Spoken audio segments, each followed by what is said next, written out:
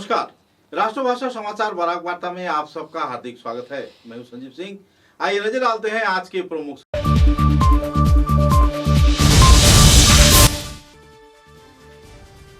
धोलाई विधानसभा केंद्र में उपचुनाव को केंद्रित कर चल रही है जोरदार तैयारी। 155 पोलिंग स्टेशन में होगा मतदान। सिलचर के आईबीटी केंद्र में चल रही है कड़ी सुरक्षा व्यवस्था के बीच मतगणना का प्रयास।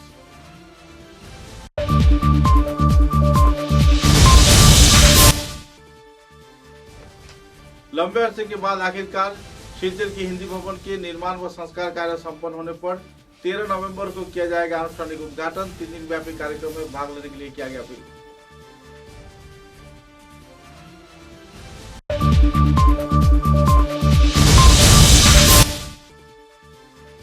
कछार जिले के बोड़खला विधानसभा केंद्र के जारुलतला इलाके में बजरंग दल के उद्योग से सिंजुरी नाले का किया गया सफाई अभियान। लोगों में मिली राहत की माहौल।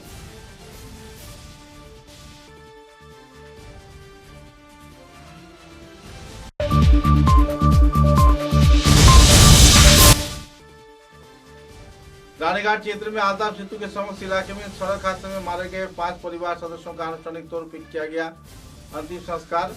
लाखों के तादाद में लोगों ने दिया योगदान।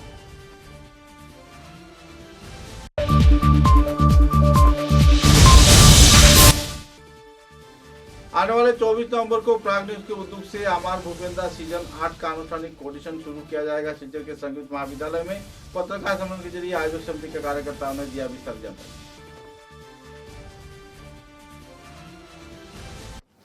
नजर डालते हैं आज के विस्तारित समाचारों पर। महज कुछ ही घंटे बाद धोलाई विधानसभा केंद्र के उपचुनाव संपन्न होने जा रहा है। कांग्रेस की ओर से ध्रुव ज्योति पुरकायस्थ तथा भाजपा की ओर से निहार कांति दास अपना तकदीर आजमा रहे हैं। साथ ही 3 और निर्दलीय उम्मीदवार भी अपने तकदीर आजमाने में जुटे हुए हैं। उपनिर्वाचन को लेकर लोगों में काफी खलबली मची हुई है। कड़ी सुरक्षा व्यवस्था के बीच कछार जिला प्रशासन धोलाई विधानसभा केंद्र के उपचुनाव के संपन्न करवाने के प्रयास में लगा हुआ है। पुलिस प्रशासन, सीआरपीएफ के जवान तथा मत केंद्रों में विभिन्न सरकारी कार्यालय के कर्मचारियों को प्रशिक्षण के बाद नियुक्त किया गया है। इधर मतदान के साथ साथ मतगणना कार्यक्रम को लेकर भी कड़ी कार्रवाई की जा रही है। सिलचर के आईबीटी केंद्र क्षेत्र में पुलिस प्रशासन तथा दूसरे प्रशासनिक अधिकारियों की मौजूदगी में मतगणना कार्यक्रम तथा मतपेटी संरक्षण के लिए अहम व्यवस्था ग्रहण किया गया है। मुद्दे को लेकर आवासीय क्षेत्र के कर्मचारी काफी हैरान है। बहरहाल कर्म में जुड़े वरिष्ठ कार्यकर्ता तथा प्रशासन विभाग के कार्यकर्ताओं ने संदर्भ में विस्तारित जानकारी दिया। पुलिस सुपर नोमल महाता ने सुरक्षा व्यवस्था के साथ साथ चुनाव को सही तौर पर संपन्न करने के साथ साथ मतगणना कार्यक्रम को सुचारू रूप दिए जाने के प्रयास में पत्रकारों के समक्ष विस्तारित तथ्य उजागर किए।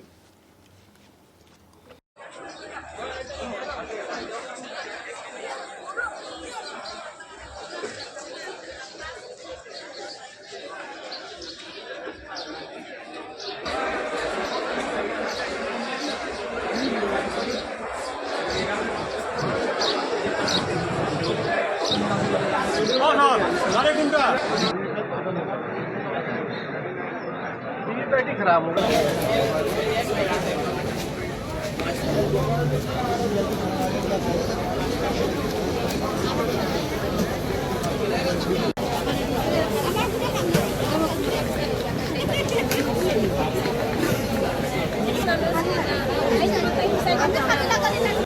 বিধানসভাত আৰু এই 208টা পুলিং ষ্টেচনৰ সকলো অঞ্চলতে যিসকল পুলিং পাৰ্টি আছে, পুলিং পাৰ্টিৰ লগত আমাৰ এজ পাৰ গাইডলাইন্স যি লোক আৰক্ষী আৰু লোক যাব লাগে তেওঁলোকে যাব।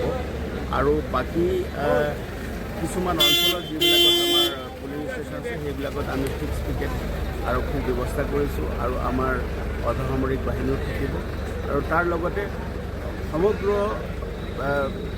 কনষ্টিটুৱেঞ্চিতে পুলিচ টহলদাৰীৰ ব্যৱস্থা থাকিব। সকলো অঞ্চলৰে টহলদাৰীৰ ব্যৱস্থা থাকিব। OCIC সকল আছে, তাৰ লগতে জোনেল অফিচাৰ, ছেক্টৰ অফিচাৰ সকলো লগতে তেওঁলোকৰ লগতো আৰক্ষীৰ লোক থাকিব। গতিকে আমি ভাবিছোঁ যে খুব শান্তিপূৰ্ণভাৱে হ'ব আৰু ৰাইজৰ সহযোগত এই যি বাই ইলেকশ্যন আছে সেইটো সুকলমে সমাধান হ'ব। আৰু নিৰাপত্তাজনিত যি দিশ চোৱা চিতা কৰিব লাগে সম্পূৰ্ণৰূপে আমি সেইখিনি দিশ চোৱা চিতা কৰিছোঁ। যাতে কোনো অসুবিধা নহয় তাৰ কাৰণে আমি ব্যৱস্থা কৰিম। সব বৰ্ডাৰিং এৰিয়া হয় যে এইটো কাৰণে কিবা চিন্তা বিষয় আপোনালোকে জানে যে এইটো বৰ্ডাৰিং এৰিয়া মানে মিজোৰামৰ লগত আমাৰ এইটো সীমান্তৱৰ্তী অঞ্চল হয়। তাৰ লগতে সীমান্তৱৰ্তী অঞ্চলত আমাৰ 3টাকৈ অৰ্ধসামৰিক বাহিনী নিউট্ৰেল ফ'ৰ্চ হিচাপে নিয়োজিত হৈ আছে। গতিকে সম্পূৰ্ণৰূপে আৰু আমি যি আমাৰ কাউণ্টাৰ পাৰ্ট আছে তেওঁলোকৰ লগত আমাৰ মাননীয় DC মহোদয় আৰু মই আমি মিটিং কৰিছোঁ। কলাশিবৰ DC আৰু SP লগত আমি মিটিং কৰিছোঁ আৰু সকলো ধৰণৰ যাতে সুকলমে হৈ যায় আৰু সীমামূৰীয়া যিখিনি আমাৰ ৰুট আছে সেই ৰুটবিলাক আমি চিল কৰি দিছোঁ। আজি ৰাতিৰ পৰা আমাৰ চিল হৈ থাকিব। গতিকে যাতে কোনো ধৰণৰ কুটাঘাতমূলক কাৰ্য যাতে কোনোবাই অতৰ্কিতে সোমাই আহি বা মনে মনে সোমাই আহি যাতে সংগঠিত কৰিব নোৱাৰে তাৰ কাৰণে আমি সকলো ধৰণৰ ব্যৱস্থা গ্ৰহণ কৰিছোঁ। আৰু কোনোৱে যদি কিবা এনেকুৱা ধৰণৰ কাৰ্য ব্যৱস্থা গ্ৰহণ কৰিব বিচাৰে, দুষ্কৃতিমূলক কাৰ্য কৰিব, তেওঁলোকৰ ওপৰত কঠোৰতম আইনগত ব্যৱস্থা ল'বৰ কাৰণে আমি তৎপৰ হৈ আছোঁ। आने वाले 13, 14 व 15 नवंबर को आनुষ্ঠাनिक तौर पर शिलचर के हिंदी भवन का उद्घाटन किया जाएगा। निर्माण कार्य संपन्न होने के बाद आखिरकार समुदाय के लोगों में खुशी की माहौल है। एक पत्रकार सम्मेलन के जरिए संगठन के वरिष्ठ कार्यकर्ता परमेश्वर लाल कामरा, संपादक दुर्गेश कुर्मी, बाबुल कानू, लालन प्रसाद ग्वाला व दूसरे कई हस्तियों की मौजूदगी में विस्तारित तथ्य पत्रकारों के समक्ष उजागर किया गया। 3 दिवसीय इस कार्यक्रम को लेकर लोगों में काफी खुशी की माहौल है। लंबे अरसे के इंतजार के बाद यह भवन निर्माण कार्य संपन्न हो पाया है। सन 1998 में इस भवन का निर्माण कार्य शुरू किया गया था। तत्पश्चात कई जाने माने हस्तियों की आर्थिक अनुदान, बहुत सारे हिंदी भाषी समुदाय के लोगों के सहयोग तथा आर्थिक सहयोगिता व वक्त दिए जाने के साथ साथ एकनिष्ठ कर्मनिष्ठ कार्यक्रम के तहत सभी स्तर के लोगों ने जब सहयोग किया तो आखिरकार परमेश्वर लाल कामरा, बाबुल कानू, दिलीप कुमार, तत्पश्चात लालन ग्वाला, दुर्गेश कुर्मी व दूसरे कई हस्तियों के लगातार प्रयास के चलते आखिरकार शिलचर के हिंदी भवन एक अहम रूप पाने में कामयाब हुआ है। अपने जीवन के बहुमूल्य समय इन कार्यकर्ताओं द्वारा इस भवन के निर्माण कार्य तथा बराक हिंदी साहित्य समिति के संस्कार, हिंदी भवन के सुचारू संस्कार व निर्माण आदि क्षेत्र में व्यय किए जाने के बाद आज यह मकाम आया है कि हिंदी दिवस का जो उद्यापन समारोह इस भवन में आयोजित होता आ रहा है। हिंदी भवन के निर्माण कार्य लगभग संपन्न होने के बाद इस संदर्भ में एक पत्रकार सम्मेलन के जरिए संगठन के वरिष्ठ कार्यकर्ता तथा सभापति परमेश्वर लाल कामरा ने विस्तारित तथ्य पत्रकारों के समक्ष उजागर किए और आने वाले दिनों में कार्यक्रमों के बारे में भी लोगों को जागरूक किया और सभी स्तर के लोगों को कार्यक्रम में मौजूद रहकर कार्यक्रम को 4 चांद लगाने के लिए अपील भी किए।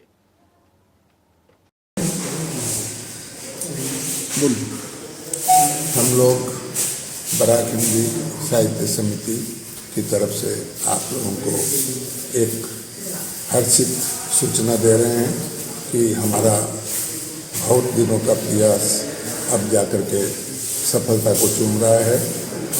25 साल हम लोगों का समिति को हो गया है, यानी रजत जयंती वर्ष 1998 में स्थापित हमारी समिति 2024 में जाकर के हम लोग अब रजत जयंती वर्ष मना रहे हैं और इसी के साथ में हमारे भवन का हम विधिवत उद्घाटन कर रहे हैं, जिसमें माननीय श्री कौशिक राय जी, विधायक लखीपुर, उनका विशेष सहयोग, डॉक्टर अमित कलवार जी, उनका विशेष सहयोग, श्रीमान कुमाराम जी गोदारा, उनका विशेष सहयोग और बहुत सारे दानदाताओं के सहयोग से, जिसमें सबका नाम लेना संभव नहीं है।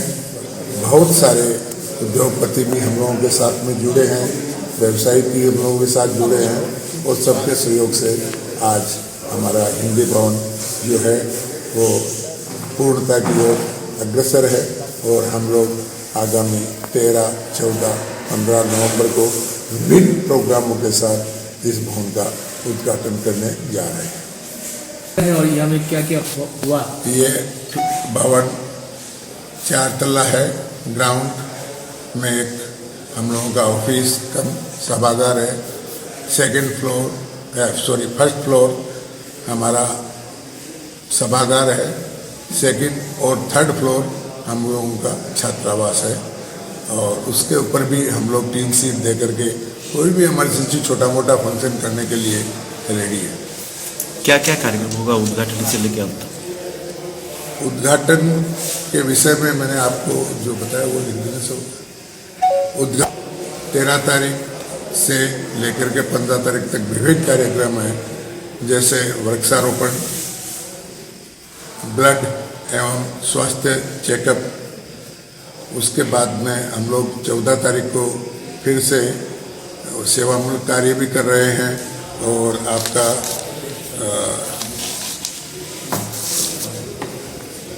रक्तदान शिविर, स्वास्थ्य परीक्षण केंद्र और फिर उसके बाद वास्तु पूजन वगैरह होने के बाद में 15 तारीख को दोपहर 12:15 बजे हम लोगों का उनका उद्घाटन समारोह हम लोग करने जा रहे हैं। उसके बाद में सांस्कृतिक प्रोग्राम का एक अंश रहेगा, वो दोपहर 3:30 बजे के बाद।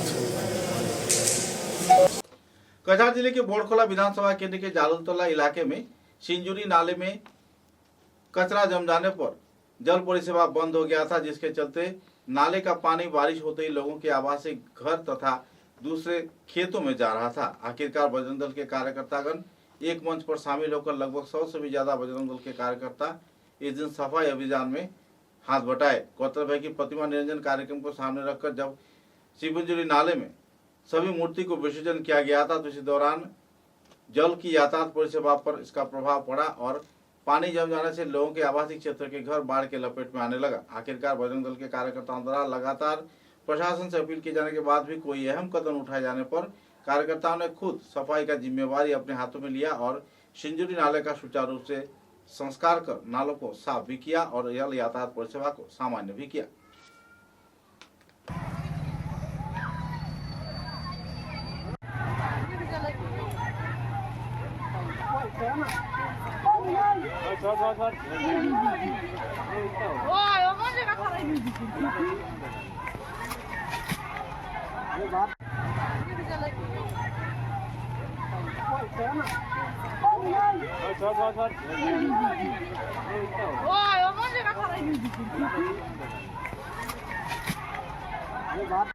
নমস্কার, জয় শ্রীরাম।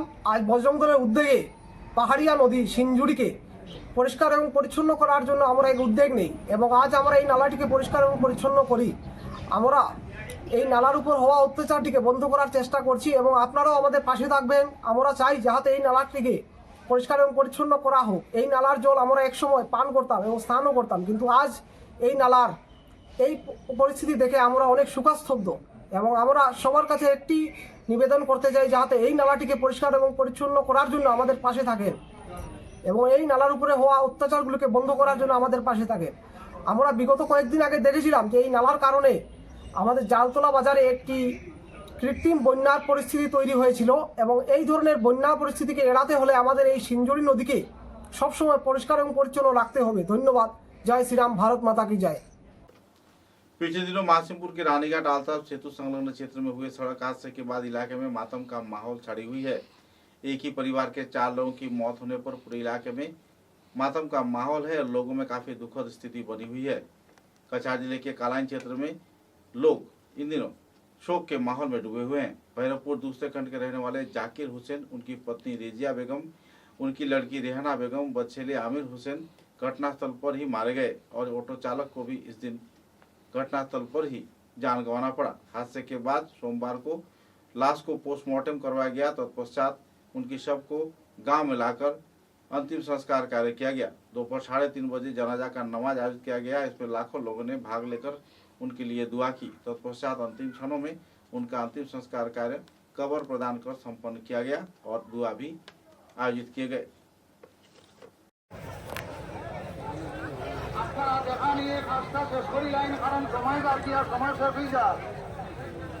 আপনারা যেভাবে গৃহহত্যা এইভাবে দেখানোর সময় তো আপনার সময় সারা নিবাকি দেখা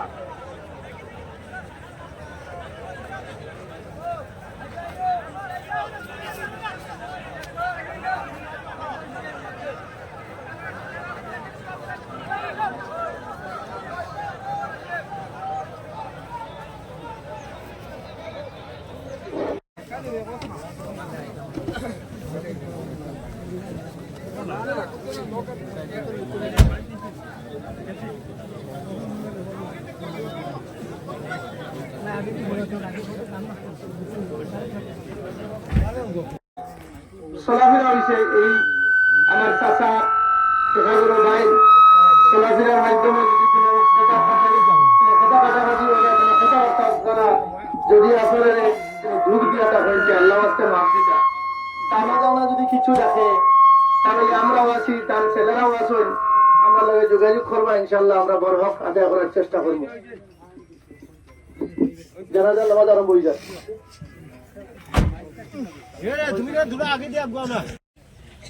আজকে সবচেয়ে বড় দুঃখর বিষয় হইল গিয়া যে আমরা গতকালকে রাজনগর এখানে যে দুর্ঘটনা হয়েছে সেই দুর্ঘটনায় রানীঘাট এক ফ্যামিলির মধ্যে প্রায় 4 জন মানুষ মারা গেছে।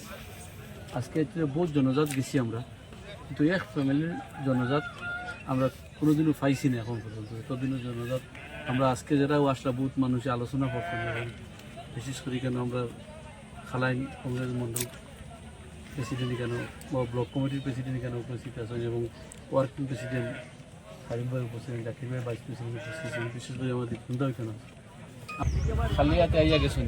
কিন্তু এইরকম ফ্যামিলি মরার পরে আমরা সরকারের বহুত ধরনের ফ্যাসিলিটি দেয়, কিন্তু সরকারের তরফ থেকে এখন পর্যন্ত কোনো ঘোষণা কিছু দেওয়া হয়েছে না। আমরা সরকারের কাছে দাবি করি এই ফ্যামিলির সরকারি আর্থিক প্রায় 20 লক্ষ টাকা সাহায্য করার লাগি, এবং বিশেষ করে জানি আমরা সরকারের তরফ থেকে ইমিডিয়েট ব্যবস্থা করা হয়, এবং বহুত জায়গা দিলে দুর্ঘটনা হয়েছে ইমিডিয়েট সরকারে নেক্সট দিন চেক ফাটানি হয়। কিন্তু আমরা সরকার থেকে কোনো সার্কুল অফিসার আইয়া গেছেন, আমরা ফ্যামিলি থেকে খবর পাইছি, কিন্তু কোনো এটা কোনো সরকারি সাহায্য করার লাগে কোনো আশ্বাস দিয়ে গেছিল।